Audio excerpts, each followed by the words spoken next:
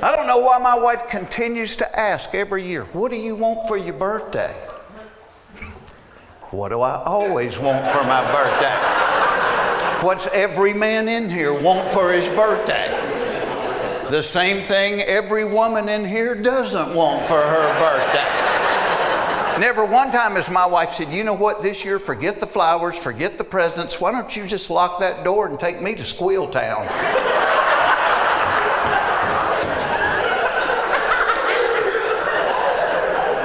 But it's what every guy wants. You could be visiting your 90-year-old grandpa in the nursing home and be like, happy birthday, Papa. Is today my birthday? It sure is. Well, help me get my pants off.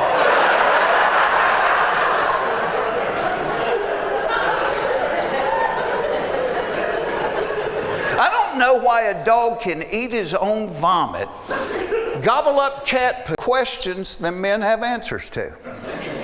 Great example. One night I got a text. The text simply said, please pray for Tom. He was in a bad wreck.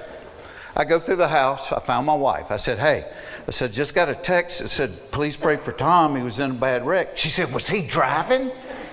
I said, I don't know. I got a text that said, please pray for Tom. He was in a bad wreck. She said, were Carol and the kids in the car with him? I said, I don't know. I just got a text that said, please pray for Tom. He was in a bad wreck. She said, were the people in the other car hurt too? I said, I don't know. I just got a text that said, please pray for Tom. He was in a bad wreck. She said, did they even have insurance? I said, I don't know. I just got a text that said, please pray for Tom. He was in a bad wreck. She said, what hospital did they take him to? I said, I don't know. I just got a text that said, please pray for Tom. He was in a bad wreck. She said, you don't know anything. What do you know? I said, I know you need to pray for Tom. I just got a text that said he was in a bad wreck. Not holding anything back. That's all I got.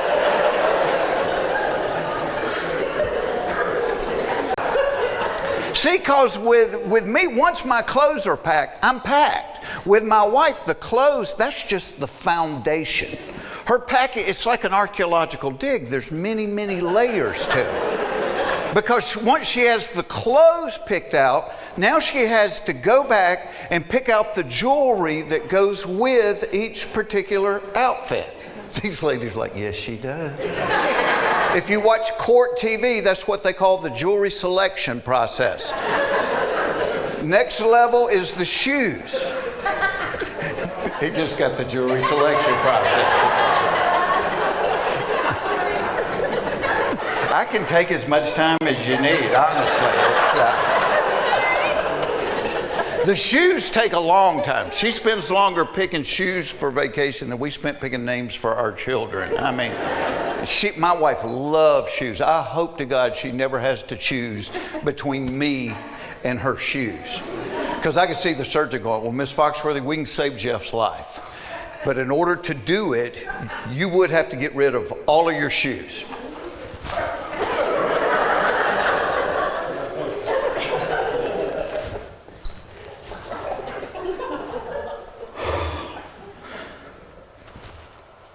He said he wants to be cremated. I'm gonna need some new shoes for that ceremony. Next level is the electronics, because one time we went somewhere and the hotel didn't have a hairdryer. Well, that was a world crisis. So now my wife never packs a suitcase without packing a hairdryer. But then she'll pack a hair curler and a hair straightener. I'm like, they cancel each other out. Then she packs that lighted makeup mirror where one side has 12 times magnification. Nobody needs to look at their face magnified 12 times. At 12 times magnification, a wrinkle looks like an irrigation ditch. A blackhead looks like a manhole cover. And God forbid she find a chin hair. You're not getting a girl out of the room that sees something on her chin that looks like the anchor rope to a battleship. I'm telling you that right now. Do you know I've never ever looked at my face in the 12 times magnification mirror. All right, to be completely honest, a couple of times I did get out of the shower and I paused in front of it just for a minute.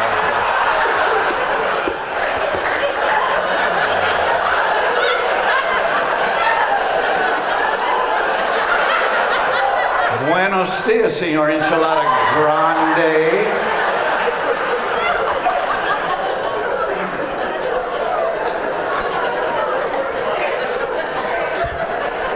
Probably a lot of y'all make your living on the road. You have your little routine. When I'm on the road, I like it really dark when I sleep. I like it really cold, so I'll turn the thermostat down.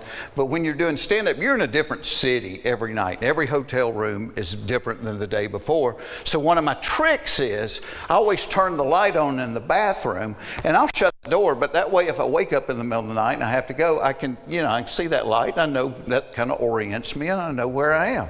And I usually sleep in my underwear, but this night they're wet. My socks are wet. I've sweated that much, and I'm like, I'm not sleeping in wet underwear, and I told you I only packed 3 pairs, so I just peel them off, and I flop in the bed naked, and I'm out.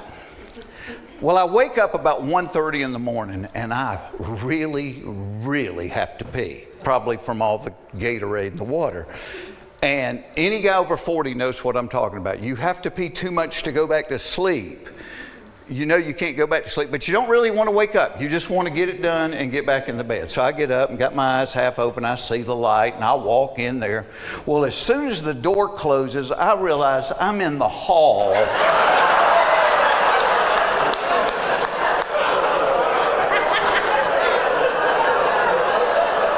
of a really nice hotel without a stitch of clothes on. And you want to wake up in a hurry, forget coffee. This is the way to do it right here. So I'm trying to think through it. Well, Larry's room was right across the hall from mine. And I'm thinking, thank God, I run over there and I'm knocking on the door, and he's not answering, and I can picture him peeking through the keyhole and laughing. But as I'm knocking on the door, I hear the elevator ding. And I'm like, okay, well, I got a 50-50 shot. They're either going to get off and go the other way, or they're going to get off and come towards me. And sure enough, these 2 Korean guys, they're talking with each other. They get off and they start walking right towards me. And I'm like, what do you do? What do you do? And I'm like, you act like nothing's up. That's what you do. So I start walking towards them. Literally past them in the hall. Hey, how you doing? And one of them said something, which I really hoped meant, wow, that was impressive. But when I looked it up on Translator, I found out it meant, did you see her mustache?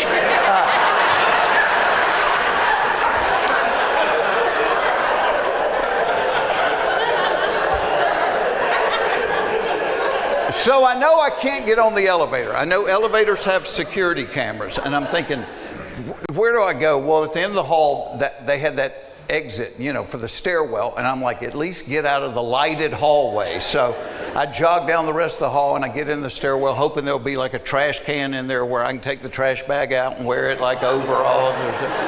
Get in the stairwell, no trash can, but at least I'm not in the lighted hallway. And as I'm trying to think through it, I noticed there's a couple of empty beer cans down in the corner. Well, the reason I got up in the first place was I had to pee. I have no idea how long I'm going to be locked out of my room, and I'm not proud of it, but I picked those cans up and I peed in them and I put them back. I felt horrible about it, but it was old Milwaukee, and I figure whoever cleans them up will go, yeah, that's old Milwaukee, all right. But it was a really nice hotel, and they had 24-hour room service. So my thought was, well, maybe somebody's left their room service tray outside their room, and I can get that big cloth napkin and wear it like a diaper, So I'm going down the stairwell, and every floor I'm opening the door and looking down the hall for a tray. And I get about 3 or 4 floors down. I hadn't found a tray yet, but somebody's left a couple of pizza boxes outside their room. Well, to me, it looks like a folded tuxedo sitting there. So I run down there, I get the pizza boxes, and I bring them back, and I go down the last 3 or 4 floors and never do find a room service tray. But by now, it's really late. It's like 2 in the morning, and I get to lobby level. Well, I can crack the door, and I can see almost the entire lobby. I don't see a soul. I don't hear anybody talking. I'm thinking, all you got to do is be brave for 20 seconds. I put 1 pizza box in the front, 1 in the back. Walk up to the desk, lady's working there. As I go up, she looks up and she goes, can I help you? Yes, you can. I said, I have accidentally locked myself out of my room. Can I just get another key so I can get back in? She goes, do you have any identification? I said, I do, but it's in my other pizza box. I'm like, no, I locked myself out of my room. I got nothing. And she says, I need to talk to a manager. And she goes behind the wall, and I'm thinking, she's not calling a manager, she's calling the cops. But it's 2 a.m, I'm naked with a pizza box in front of my junk, where am I gonna go? Yeah, so they had a bellhop stand, like a podium, and I got behind that, and I'm just waiting on her. Well, as I'm waiting, all of a sudden the front doors to the hotel open up, and in walks Larry the Cable Guy and our tour manager. And I'm like, thank you, God, here's answered prayer. So they walk across the lobby. Again, I'm naked holding a pizza box. Larry does not say, oh my gosh, buddy, what happened to you? He looked at me, he looked at the pizza box, he goes, I thought you said you wasn't hungry.